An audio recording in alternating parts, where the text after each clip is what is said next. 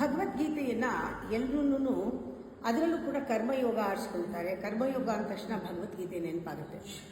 ಆ ಭಗವದ್ಗೀತೆ ನೆನಪಾದ ತಕ್ಷಣ ನಾನು ಕರ್ಮ ಮಾಡ್ತಾ ಇದ್ದೀನಿ, ನನ್ನ ಕರ್ಮದಲ್ಲೇ ನನಗೆಲ್ಲ, ನಾನು ಮಾಡ್ತಾ ಇರೋದೆಲ್ಲ ದೇವ್ರ ಸೇವೆನೇ ಅಂತ ಬಾಯಿನಲ್ಲಿ ಹೇಳ್ತಾರೆ. ಆದರೆ ಭಗವದ್ಗೀತೆ ಸರಿಯಾಗಿ ಓದ್ದವ್ರಿಗೆ ಗೊತ್ತು, ಬರೀ ಕರ್ಮಯೋಗ ಮಾತ್ರ ಅಲ್ಲ, ಧರ್ಮವನ್ನು ತಿಳ್ಕೋಬೇಕು. ಧರ್ಮದಲ್ಲಿ ಕರ್ಮ ಮಾಡು ಅಂತ ಹೇಳಿರೋದು, ಬರೀ ಕರ್ಮ ಮಾಡು ಅದರ ಫಲ ತಗೋ ಅಂತ ಹೇಳಲಿಲ್ಲ. ಕರ್ಮ ಮಾಡು, ಫಲ ಅಪೇಕ್ಷೆ ಮಾಡಬೇಡ ಅಂತಲೂ ಹೇಳಿಲ್ಲ. ಧರ್ಮದಲ್ಲಿ ಕರ್ಮ ಆಗಲಿ ಅಂತ ಹೇಳಿದ್ದು ಕೃಷ್ಣ. ಇದು ನನಗೆ ಗೊತ್ತಾಗಿ ಇದನ್ನು ಜೀವನದಲ್ಲಿ ಅಳವಡಿಸ್ಕೊಳ್ತಾ ಒಂದು ಗೀತಾ ಜ್ಞಾನ ಯೋಗ ಅನ್ನುವ ಒಂದು ಡಿಸೈನ್ನ ಮಾಡಿ ಕ್ಲಾಸಸ್ ಮಾಡಿ, ಅದಾದಮೇಲೆ ಜೀವನ ಧರ್ಮ ಯೋಗ ಕ್ಲಾಸಸ್ ಮಾಡಿ, ಹೀಗೆ 40-50 ವರ್ಷದಿಂದ ಇದು ಇಂಟ್ರಾಸ್ಪೆಕ್ಷನ್ ಆತ್ಮಸಂಶೋಧನೆ ನಡೀತಾ ಇತ್ತು. ಇವತ್ತು ಇದನ್ನೆಲ್ಲ ಈ ಅನುಭವದಲ್ಲಿ ಎಷ್ಟೋ ಕಾಮನ್, ಸರಳವಾಗಿ ಸಹಜವಾಗಿ ಇರುವಂಥ ಸಾಮಾನ್ಯ ಮನುಷ್ಯರಿಗೆ, ಎಷ್ಟೇ ಭಗವದ್ಗೀತೆ ಓದಿರೋರು ನೋಡಿದ್ದೀನಿ ನಾನು, ಪಂಡಿತರನ್ನ ನೋಡಿದ್ದೀನಿ, ದೊಡ್ಡ ದೊಡ್ಡ ವೇದ ಉಪನಿಷತ್ತುಗಳನ್ನು ಅಧ್ಯಯನ ಮಾಡೋರು ನೋಡಿದ್ದೀನಿ. ನಿಜ ಜೀವನದಲ್ಲಿ ಒಂದು ಸಣ್ಣದನ್ನು ಅವ್ರಿಗೆ ಎದುರಿಸೋಕ್ಕಾಗಲ್ಲ. ಸಣ್ಣ ಪ್ರಾಬ್ಲಮ್ ಅಂದರೆ ತತ್ತರಿಸ್ಬಿಡ್ತಾರೆ. ಸಣ್ಣ ವಿಚಾರನ ಗ್ರಾಸ್ಪ್ ಮಾಡೋಕ್ಕಾಗಲ್ಲ, ಸೂಕ್ಷ್ಮ ತಿಳ್ಕೊಳಕ್ಕಾಗಲ್ಲ. ರೇಗಾಡೋದು, ಕೂಗಾಡೋದು, ಕಾಯಿಲೆ ಬರ್ಸ್ಕೊಳ್ಳೋದು, ಇದೆಲ್ಲ ಎಂಥ ಓದಿದ್ರವರು ಕೂಡ, ಎಂತೆಂಥ ಡಿಗ್ರಿಗಳು ಮಾಡಿರೋರು ಕೂಡ ಇಲ್ಲಿ ಯಾವುದೇ ಜ್ಞಾನನ ಅವರು ಅನುಷ್ಠಾನ ಮಾಡದೆ ಅದನ್ನು ಆನಂದನ ಪಡೆದಿಲ್ಲ, ಅದರಲ್ಲೇ ಸುಖ ಪಡೆದಿಲ್ಲ.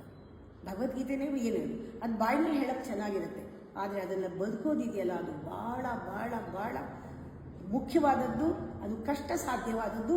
ಅದಕ್ಕೆ ಬೇಕು, ನಾನು ಚೆನ್ನಾಗಿ ಬದುಕಬೇಕು ಅನ್ನೋ ಒಂದು ಒಳಗಿರುವ ಅಫರ್ಮೇಷನ್ಸ್ ಬೇಕು ಅದಕ್ಕೆ. ಅದರಿಂದ ಇದನ್ನೆಲ್ಲನೂ ಪರೀಕ್ಷೆ ಮಾಡಿ ನಾನು ಬಹಳ ಸುಲಭವಾಗಿ ಸಾಮಾನ್ಯರಿಗೂ ಅರ್ಥ ಆಗುವ ಹಾಗೆ ಅವ್ರಿಗೆ ಏನೇನು ಪ್ರಶ್ನೆಗಳು ಬರುತ್ತೆ, ಏನೇನು ಸಂಶಯಗಳು ಬರುತ್ತೆ, ಅನುಮಾನಗಳು ಬರುತ್ತೆ, ಆಮೇಲೆ ಸಾಧನೆ ಅವರು ಮಾಡಿದ್ದೇ ಇದ್ದರೆ ಮಾಡೋದು ಹೇಗೆ, ಮಾಡ್ತಾ ಇದ್ದರೆ ಎಲ್ಲೆಲ್ಲಿ ಅವರು ಸಿಕ್ಕಾಕೊಳ್ತಾರೆ, ಧ್ಯಾನದ ಮಹತ್ತೇನು, ಯಾವ ರೀತಿ ಅವರು ಕಾಯಿಲೆನಲ್ಲಿ ಒದ್ದಾಡ್ತಾ ಇದ್ದರೆ ಏನು ಮಿಸ್ ಮಾಡ್ಕೊಂಡಿದ್ದಾರೆ, ಅವ್ರು ದಾರಿ ತಪ್ಪಿದ್ರೆ ಏನು ಮಿಸ್ ಮಾಡ್ಕೊಂಡಿರ್ತಾರೆ, ಅವ್ರಿಗೆ ಒಂದು ಗೈಡ್ಲೈನ್ ಥರ ಮಾಡಬೇಕು ಅಂತ ಸಾಮಾನ್ಯ ಜನರಿಗೆ ಬರುವಂತಹ ಒಂದು ತಲೆಹರಟೆ ಪ್ರಶ್ನೆಗಳು. ಕೆಲವು ಸತಿ ಜೆನ್ಯನ್ ಇರೋದೇ ಇಲ್ಲ ಕ್ವೆಶ್ಚನ್, ಆದರೆ ಆನ್ಸರ್ ಅದಕ್ಕೆ ಸರಿಯಾದ ಕೊಟ್ಟು ಜೆನ್ಯನ್ ಕ್ವೆಶ್ಚನ್ ಬರೋ ಹಾಗೆ ಮಾಡಿ, ಜೆನ್ಯನ್ ಆನ್ಸರ್ ಮಾಡಿ, ಈ ಒಂದು ದೊಡ್ಡ ಪ್ರಯೋಗದಲ್ಲಿ ನಾನು ಸೇರಿಕೊಂಡು 1008 ಪ್ರಶ್ನೆಗಳಿಗೆ ಉತ್ತರವನ್ನು ಕೊಟ್ಟಿದ್ದೇನೆ. ಇದನ್ನು ಗಾರ್ಗಿ ಗ್ರಾಹಿ ಅನ್ನೋ ಟೈಟಲ್ನಲ್ಲಿ ಪಾಡ್ಕಾಸ್ಟಲ್ಲಿ ಪ್ರಾರಂಭ ಆಗುತ್ತೆ. ಆಲ್ರೆಡಿ ಶುರು ಆಗಿದೆ. ಮುಂದಿನ ವಾರದಿಂದ ನೀವು ಕೇಳ್ಬೋದು. ಅದರ ಬಗ್ಗೆ ಫೋನ್ ನಂಬರು ಕೊಟ್ಟಿದ್ದೀನಿ, ಪಾಡ್ಕಾಸ್ಟ್ದು ಎಲ್ಲನೂ ನಿಮಗೆ ಡೀಟೇಲ್ಸ್ ಇದೆ. ಇದ್ರ ಜೊತೆಗೆ ಇನ್ನೂ ಬೇಕಾದಷ್ಟು ಕ್ವೆಶ್ಚನ್ನ ಆನ್ಸರ್ ಮಾಡುವಂತಹ ಒಂದು ಆ ಗುರು ಪ್ರೇರಣೆ ನನಗಿರೋದ್ರಿಂದ ನೀವು ಪ್ರಶ್ನೆಗಳನ್ನು ಏನಾದರೂ ನನ್ನ ಒಂದು ರೀಲ್ಸ್ ನೋಡಿನೋ, ಅಥವಾ ಬೇರೆ ಏನಾದರೂ ರೀಲ್ಸ್ ನೋಡಿನೋ, ಅಥವಾ ಪುಸ್ತಕಗಳನ್ನು ಓದಿನೋ, ಅಥವಾ ಸ್ಪಿರಿಚುಯಾಲಿಟಿ ಬಗ್ಗೆನೋ, ಯಾವುದ್ರ ಬಗ್ಗೆನೋ, ಜೀವನನೇ ಸ್ಪಿರಿಚುವಲ್ ನನಗೆ, ಅದನ್ನು ಜೀವನದ ಬಗ್ಗೆನೋ, ಸ್ಪಿರಿಚುಯಾಲಿಟಿ ಅನ್ನೋ ಸಬ್ಜೆಕ್ಟೇ ಅಲ್ಲ, life it self is spiritual.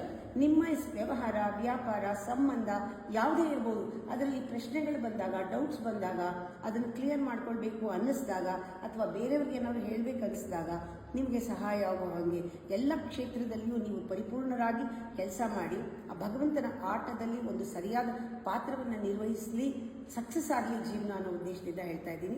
ನಿಮ್ಗೆ ಯಾರಿಗಾದ್ರೂ ಪ್ರಶ್ನೆಗಳಿದ್ದರೆ ಒಂದು ನಂಬರ್ ನಾವು ಕೊಡ್ತೀವಿ, ಅದಕ್ಕೆ ಪ್ರಶ್ನೆಗಳನ್ನ ಕಳಿಸಿ, ಉತ್ತರ ವಿಡಿಯೋನಲ್ಲೇ ಬರುತ್ತೆ.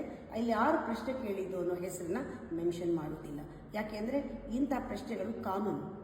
ಯಾಕೆಂದರೆ ಕ್ವಾಲಿಟಿ ಆಫ್ ದಿ ಮೈಂಡ್, ಆ ಕ್ವಾಲಿಟಿ ಆಫ್ ದಿ ಮೈಂಡ್ ತುಂಬ ಜನ ಇರ್ತಾರೆ, ಆ ಮೈಂಡ್ ಸೆಟ್ನವರು. ಅದರಿಂದ ನೀವು ಹೇಳಿದ ಪ್ರಶ್ನೆ ತುಂಬ ಜನಕ್ಕೆ ಉತ್ತರ ಸಿಗುತ್ತೆ.